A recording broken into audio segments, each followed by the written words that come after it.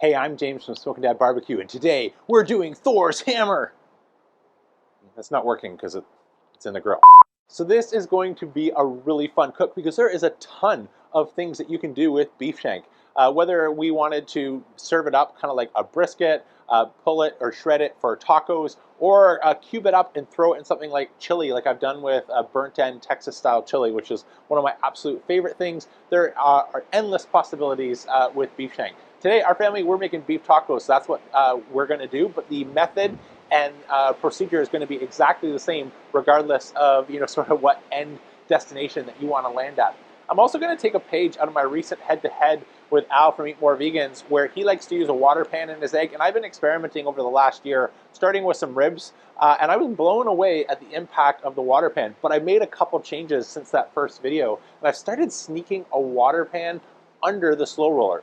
The idea here is the slow roller claim is that it circulates air 20 times more throughout the Joe. And by placing our heat deflectors down low, putting the slow roller on top, all of that steam as it evaporates, it's got nowhere to go but through the slow roller. So it's going to be like a self-misting, really humid smoke environment. And I did this in the brisket, and I've done head-to-head briskets before with the Big Green Egg, and there was like slight differences, but this last time it was like super obvious that there was a big difference. And I think the water pan played a big role in helping close that gap. Over the last year, I've been on a journey of trying to learn from my offset how to get better results inside my Kamado Joe, and the water pan is one of those last remaining variables that we've yet to tackle. So that's the game plan for today. So beef shank, like the brisket flat, is a little bit of a leaner cut. So there's a couple things you could do. A ton of channels are a really big fan of some of this pre-packaged Wagyu beef tallow. This cost me about 30 bucks, and I honestly, in my opinion here, I don't think it's worth it. You can, for a couple dollars, my local butcher sells them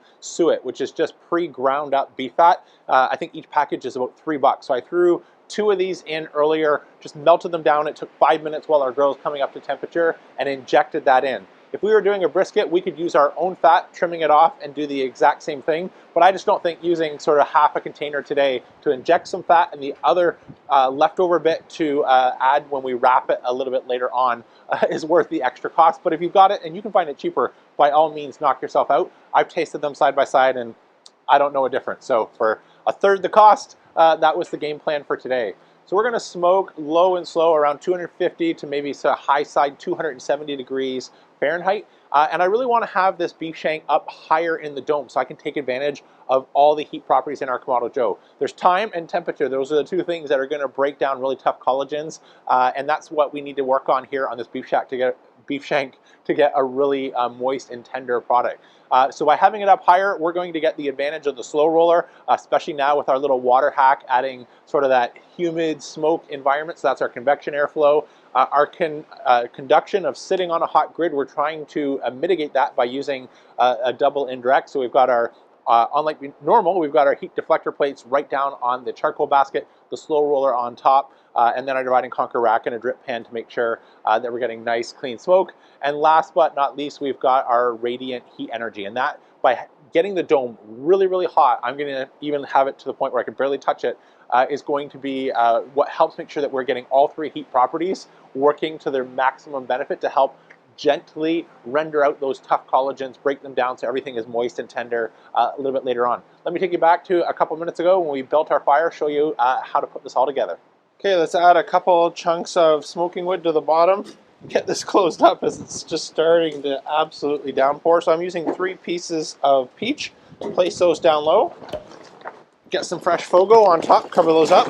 You may not show, but I'm making just a little mound towards the center here. Grab our Grill Blazer grill gun. This is the sous vide gun. Fire it up. While we're warming up, this is where we're going to render down our tallow. Let's just install our divide and conquer rack temporarily. We're going to remove it later. Drop in a cooking grid. I'm going to drop in a little bit of a cooking pan. And instead of using something, premium like this Wagyu beef tallow you see on so many channels, this is expensive and you use a lot of it. It's almost 30 bucks for me to get it here.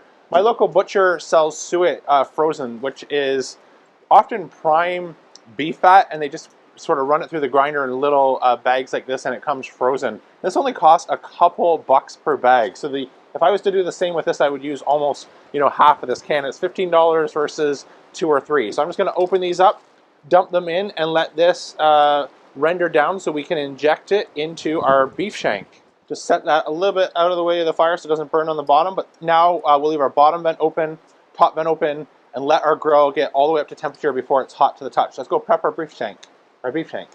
So wait till you see this lovely trim work that J&G, my local butcher, did for me this morning. I walked in and was greeted with this masterpiece. Now that is a beef shank. Let's go get our tallow, our seasoning. We're going to inject some tallow, add our rub, and then start to install the rest of the components on our grill. Okay, so as you can see, temperatures have shot up and are good and hot to the point where I don't want to hold my hands there any longer. So we're just going to start to slow down our vent.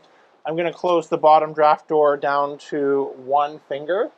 And we're going to get the tallow off. We'll take that over and inject it in a minute. But as you can see, we now have some lovely liquid gold to work with. So I'm just going to set that aside, mix in those last few pieces that are yet to fully render. We're going to take out our divide and conquer rack. Next, we're going to drop in our heat deflector plates right onto the tabs in our fire basket. This is one of the reasons where if you're looking for a charcoal basket and trying to decide between one of my original favorites, Kick-Ash Basket as a small business, which I love supporting, versus the Kamado Joe one. These little tabs only come on the Kamado Joe basket. You can't do this setup with anything else. So if you're between them, that's a great reason to look at the KJ basket. Drop in our second tab, just line it up again so it's sitting right on there. Now I'm going to drop in the base of the slow roller. A smokeware drip pan. This is the 10-inch that I use in my Junior, but it fits right underneath. I'm told there's actually a larger but flatter, which is what we need for my Series 1, Series 2 to do some of my double indirect setups, and I think it will work in here. But for now, I'm going to use the 10-inch pan. Fill that right up. Top of our slow roller. Divide and conquer rack. Our X-ring accessory just to hold a drip pan. Again, optional, but highly recommended. And because this is the Series 3 Kamado Joe Big Joe, I can get away with putting this smokeware drip pan on just like this, and it won't hit the grids above. The Series 1, Series 2 that I have the Series 1, this doesn't quite work, and that's where we're going to want that new, I'm told, coming lower profile pan. But any pan that you can fit on here is good, or you can set it right on the slow roller if you needed to do that. Let's get our grids. Always against the notches. Perfect. Let's go get our beef shank ready to go on. Okay, I've strained off any impurities just using a paper towel to try and capture some of the things that were maybe beef versus just pure fat. So we're left with nice liquid gold tallow that we'll be able to take into our injector. And then for the rub, I'm going to use, I have a little bit left over from that brisket battle I did with my friend Al from Eat More Vegans, but this is my salt, pepper, garlic. I'll put the exact ratios if you need to make this from scratch down in the description. But the basics are Diamond Crystal Kosher Salt, Lowry's, either store-bought, or I'll show you how to make your own if you can't find Lowry's near you, some fresh cracked black pepper, and garlic. So let's just get our meat injector here ready to go. Get some tallow into this. And since we're going to be cooking with the beef shank vertical like this, I sort of want to make my pockets down and in, not up this way, so we can try and retain some of that. So I'm going to start up here at the top, just creating a few little pockets. Pump that in. Perfect.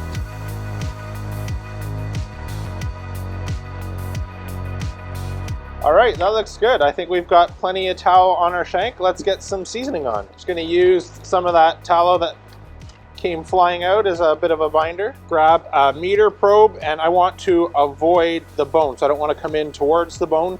With the meter, there's a couple things that we could go for. If I wanted to track dome temperature, I would go like this to the line, and that would give me a dome temperature. If I want to track grid temperature, I would go sort of horizontal, a parallel with the grid, and be able to get another temperature. What I don't want to do is go on some like wonky angle like this, which will have the probe right next to the meat. That's not going to give me an accurate temperature either for the grid or the dome, because I'm going to be within the cooling pocket of the meat itself. So for today, I'm going to go directly into the side, making sure to avoid the bone here.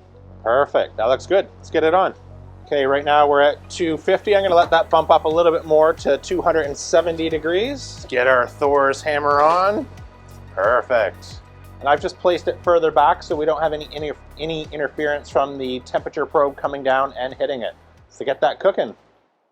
Okay, so we are now 6 hours in, which means I'm gonna make 2 adjustments. One, we're 6 hours in, and now it's a little overcast, it's darker than it should be, but with daylight savings times, we're fast approaching dinner, so we are just now hit 165 degrees Fahrenheit internal temperature. So when we started getting to 160, I took my now frozen, because it's cold here, beef tallow, and added it back into the Kamado Joe so we can soften that up. The second adjustment that I'm going to make is what my game plan is for a wrap. There's a couple different ways you can do this with a beef shank. You can do it with paper and keep things vertical so we can continue to get a little bit more of a bark built up. But I'm actually really happy with how the bark is looking. I don't know if this is the water pan and the slow roller and adding some of those wood chips, but we have built a pretty great looking bark at 160, 165 degrees Fahrenheit, which normally one of the reasons I do a boat is we have to give that exposure to the heat much longer. So since the bark is actually looking pretty good, we could do a couple of other things.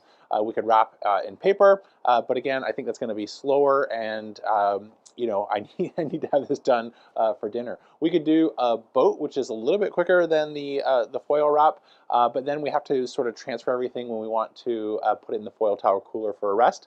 Or option 3 is we could wrap this completely in foil. And so the downside here is we're not going to be able to build any more bark, but the advantage is we can go directly from the foil on the grill into a cooler and let that rest. And it's going to allow me to bump our temperatures up and braise that. So we're going to braise this in the leftover beef tallow that we have and bump our temperature up on the Joe. So I made that vent adjustment when we were putting the beef tallow on. So we're going to run now in about the 350 degree Fahrenheit range so we can make up for lost time as well as use some of that leftover beef tallow. Let's go over to the grill and start getting our beef shank or Thor's hammer into a foil wrap along with that beef tallow. Okay, we're at 90 minutes. Let's take a check here for probe feel as well as temperature, trying to avoid the bone. So we are almost there on temperature. That still is feeling a little bit tight compared to what I'm after. So I'm going to give this maybe another 5-10 minutes just to make sure it feels tender when we're probing that. I'll take it off. We're going to let it rest for an hour. Normally I would go for about 2 hours, but since we're getting really close to dinner, an hour is about all I can afford today, and I'll rejoin you for the taste test. Okay, our rest is over. I've just got a foil pan since I want to try and retain as much of that tallow as we want to be able to pour over. We probably don't need all of it, but that'll make cleanup nice and easy, as well as make sure we have some of that tallow to mix into our shred. Let's start to get this out. Take a look. Take a look at that. We can see our bone now almost completely exposed. Our bark looks good.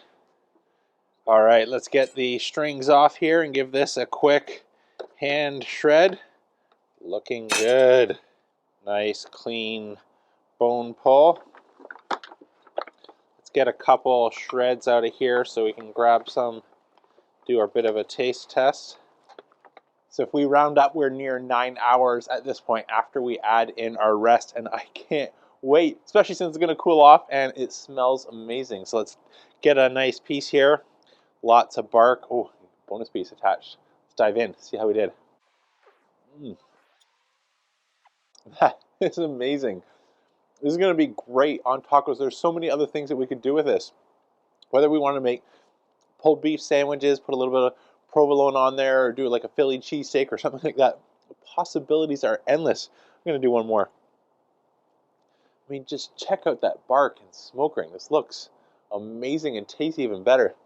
If you haven't tried a beef shank before, this has got to be on your to-do list. Not only is it an amazing presentation if you want to have some guests over and really have that wow factor, you can have it sitting there. It tastes just as good as it looks, and so this is definitely going to be one to add to your holiday list or over the winter break when your butcher has these in stock. That's it for today, though. I'm James from Smoking Dad Barbecue signing off, and remember, don't be afraid to fire it up. Ooh. Don't think I mind if I do.